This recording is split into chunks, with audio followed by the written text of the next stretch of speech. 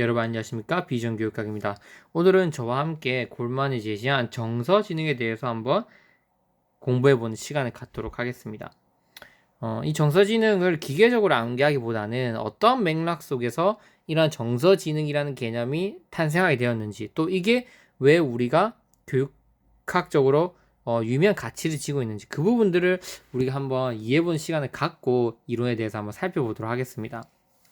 여러분들이 다 아시다시피 정서지능이라고 하는 것은 IQ와 대비되는 개념이라고 볼 수 있어요. IQ는 지적인 검사를 얘기하는 거지 않습니까? 정서지능이라고 하는 것은 인텔리전스, 지능이긴 지능인데 이모셔널 인텔리전스, 즉 어떤 정서 혹은 감정 이런 것들을 처리하고 조절할 수 있는 능력을 바로 정서지능이라고 하는 겁니다. 이 IQ에서 이 I는 그냥 지능만을 얘기하는 거죠. 그것과는 다르게 정서지능이라는 새로운 개념이 등장했다. 도대체 이거 언제 나타났냐? 1990년대쯤 이 정서지능이라는 개념이 등장하기 시작했습니다. 미국에 있는 이제 여러 대학교의 심리학자들, 대표적으로 이 정서지능을 처음 제시한 사람은 피터 셀로비와 존 메이어라는 교수, 심리학자 교수진들에 의해서 처음으로 이제 탄생된 개념이라고 볼 수 있는데, 실험을 한 거죠. 여러 실험을 통해서 인간이 성공적인 삶을 살아가는데 과연 어떠한 요인들이 중요하게 작용을 하는가, 이런 것들을 알아보는 실험을 하면서 IQ도 물론 중요합니다. 왜냐하면 똑똑한 어떤 지능을 가지고 있는 게 성공적인 삶을 형성하는 데 중요한 요소로 잡았지만 IQ 말고도 뭔가 다른 요소들이 있더라. 그게 우리가 따지고 보니까 뭐였냐면 정서를 내가 이성적으로 처리하고 조절하는 능력, 즉 정서지능이 큰 영향을 미치더라. 성공적인 삶을 하는 데 있어서 그런 부분들을 밝혀낸 거죠. 대표적으로 이 정서지능과 관련된 실험이 뭐냐면, 여러분들 한 번쯤은 좀 들어보셨을 텐데 마시멜로 실험이 있어요. 마시멜로 실험. 물론 이 마시멜로 실험이 지금 현대적으로 봤을 때는 많은 오류를 가지고 있고, 그게 그냥 믿을 수 있을 만한 정보냐 이렇게 할 수 있냐, 왜냐면 여러 오류들이 있었기 때문에 비판을 받긴 하지만, 당시 이 마시멜로 실험이 처음 나왔을 때는 이 정서지능의 중요성을 대두하는 그거 필요성, 중요하다는 것을 이제 대두시키는 중요한 실험이었죠. 마시멜로 실험은 어떤 실험인지 간단하게 살펴보자면, 이제 아이들에게 마시멜로를 준 거예요. 한 개를 주고, 그리고 15분 동안 만약에 먹고 싶은 유혹을 견디면 2개의 마시멜로를 주겠다는 약속을 한 거예요. 그러니까 처음에 일단 마시멜로 하나씩 주고 아이들에게, 만약에 이거 15분 동안 너희가 안 먹고 참으면 내가 한 개를 더 줄게 한 거죠. 그래서 이거 실험해보니까 대체적으로 한 100명 했다면 한 30% 정도 아이들이 그 15분 동안 참아냈다는 거예요. 그래서 중요한 건 뭐냐면, 이 아이들이 이제 종단적으로 연구를 한 거예요. 그래서 아이들이 나중에 컸을 때 이렇게 30% 참았던 아이들, 참지 못했던 아이들이 어떻게 성장했냐 살펴본 거죠. 살펴보니까 15분 후에 참으면, 15분만 더 참으면 마시멜로를 한 개 더 주겠다는 아이들이 조금 더 뛰어난 학업 성적을 보였고, 또 조금 더 나은 삶을 살고 있고 성공적인 삶을 살고 있다는 것을 우리가 발견했다는 거예요. 물론 제가 결론부터 말씀드리면 이 실험이 잘못된 오류들이 많다고 판명이 됐지만, 그 당시에는 매우 유의미한 결과로 받아들였다는 거예요. 그래서 이게 왜 중요하냐면, 눈앞의 유혹을 이겨내고 감정을 조절하는 이 능력이 살아가는 동안에 어떤 큰 차이를 만들어내면서 인생의 모습과 방향을 바꾸어 놓았다고 이제 생각을 한 거예요. 그때 당시 심리학자들은 보면 그렇게 생각할 수 있는 요소도 있어요. 이 실험이 완전히 잘못됐다고 볼 수는 없기 때문에, 보면 실제로 여러분도 생각하시면 알겠지만, 무언가 자기가 유혹을 좀 잘 견디고, 물론 그게 100% 좋단 말은 아니지만 유혹을 잘 견디고 참을성이 뛰어나고 이렇게 감정을 잘 컨트롤하는 아이들이 보면 성공적으로 자기가 원하는 직업군을 선택하고 사회에서 잘 생활하는 경우가 많아요. 어떤 아이들은 정말 지능은 높아요.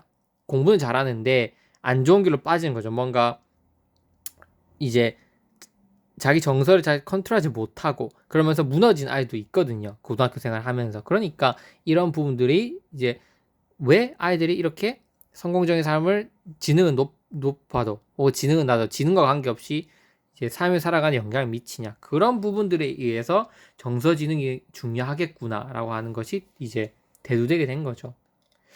그런 관점에서 이 EQ라고 하는 거, Emotional Intelligence Quotient 이라고 하는 것이 어떻게 우리 아이들에게 중요한 영향을 미칠 수 있을까? 이 부분도 우리가 충분히 생각해 봐야 된다는 거죠. 여러분도 나중에 교사가 되셨을 때 아이들을 학업적으로 뛰어난 역량을 키우는 것만 중요한 건 아니다라고 분명히 충분히 인식하고 계실 거예요. 그러면 아이들이 보다 사회에 잘 적응하기 위해서는 공부를 잘하는 것도 중요하지만 뭔가 자기 스스로에 대한 어떤 믿음, 내가 내 스스로 얼마나 잘 알고 있는지, 자기 인식, 그리고 자기 그 스스로를 긍정적으로 바라보는 자기 개념의 어떤 긍정성, 그리고 자기 감정의 통제 능력, 이런 것들을 함으로써 아이들이 보다 더 성공적인 삶을 살아갈 수 있도록 하는 것, 그것도 중요하다고 아마 생각하실 거예요. 그런 의미에서 정서지능이 아마 시험에 나올 수 있는 확률이 어느 정도 있지 않을까 이렇게 본다는 거죠. 그냥 IQ만 중요하다, 그 부분은 시험에 내기 좀 애매할 텐데 IQ와 더불어서 EQ가 또 정서지능이라는 게 중요하다라고 하는 것을 충분히 문제화시켜서 나올 수 있겠죠. 그래서 살펴보자면 결국 이 정서지능이 등장하게 된 배경은 IQ의 한계가 끊임없이 지적되어 왔다는 거예요. 한 사람의 지적 능력을 파악하고 그 결과를 교육적으로 활용하는 데 큰 기여를 해왔다. 지능 지수가 높다고 사회적으로 훌륭한 삶을 살아가는 사람이 되지 못했다는 비판을 받고, 따라서 인간의 감정, 정서 이런 개념의 중요성이 부각되기 시작한 거다. IQ만으로는 아이들이 모든 것을 충족시킬 수 없다는 거예요. 올바른 방향으로 성장하는 데 있어서. 두 번째, 신경생리학적 발달. 인간이 위급한 상황에 처하게 되면 언제나 지능지수보다는 정서지능이 우선한다는 연구 결과가 나왔다. 그리고 정서지능의 가변적 속성, 정서지능은 잘 변한다는 거예요. 성공을 하는 데 있어서 지능과 정서지능이 두 개 다 연관성을 가진다면 보다 가변성이 높은 정서지능을 변화시켜 성공에 근접시키는 게 중요하다. 이렇게 판단을 내리게 된 거죠. 물론 지능을 우리가 바꿔준 것도 좋은데, 우리가 인생을 성공하는 데 있어서 지능과 정서지능이 연관되어 있다. 그 지능과 정서지능 중에서 뭐가 더 잘 변하냐? 쉽게 좀이라도 변화시킬 수 있는 거는 정서지능이다라고 본 거고, 그래서 정서지능을 변화시켜서 성공에 좀 근접하게 만든 게 좋지 않겠냐. 이런 의미에서 정서지능이라고 하는 것이 계속 이제 화제로 떠오르게 된 거죠. IQ의 한계, 신경생리학적 발달, 그리고 정서지능은 보다 가변적인 속성이 있다. 이렇게 판단을 내리게 돼서 정서지능을 우리가 아이들에게 키워줘야 된다. 이런 이제 인식이, 사회적 인식이 1990년대부터 후반부터 이렇게 등장하게 된 거죠. 정서지능을 아까 제가 말씀드렸던 것처럼 최초로 소개한 학자들은 셀로비와 이제 존 메이어 교수라고 볼 수 있어요. 이제 예의대 심리학자 교수진 분들인데, 이분들이 정서라는 정보를 이성적으로 처리하고 조절하는 능력을 정서지능이다라고 이야기를 한 거죠. 그리고 EQ라는 개념은 그 이후에 나오게 되었는데, 그래서 이 정서지능을 골만이라는 학자가 하위 요소를 제시하면서 좀 체계화시켰다고 볼 수 있어요. 그래서 정서지능은 바로 세 가지 요소가 합쳐진 거예요. 자신과 타인의 정서를 인식하고 표현하는 능력, 자신과 타인의 정서를 효과적으로 규제하는 능력, 그리고 자신의 삶을 계획하고 성취하기 위해 이러한 정서를 활용할 줄 아는 능력, 이게 바로 정서지능이라고 볼 수 있는 거예요. 이해되시죠? 그래서 이것들을 합하면 바로 Emotional Intelligence가 되겠죠.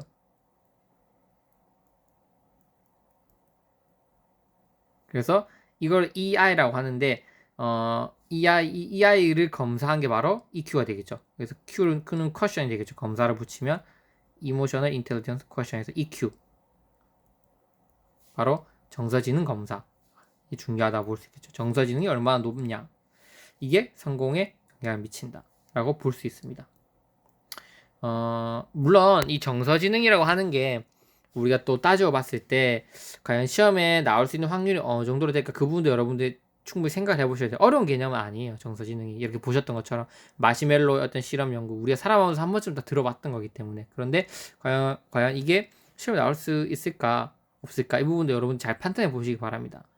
하지만 지적 기능을 너무나 강조하는 교사, 그래서 아이들의 성공적인 삶을 위해서는 정서지능이라는 게 더 필요하다라고, 이런 부분들을 문제화시켜서 나올 수는 있지 않을까, 저는 그렇게 판단해 봅니다. 그러면 그 다음 시간에 이제 골만의 정서지능, 어떻게 정서지능이 구성되어 있는지 한번 구체적으로 살펴보도록 하겠습니다.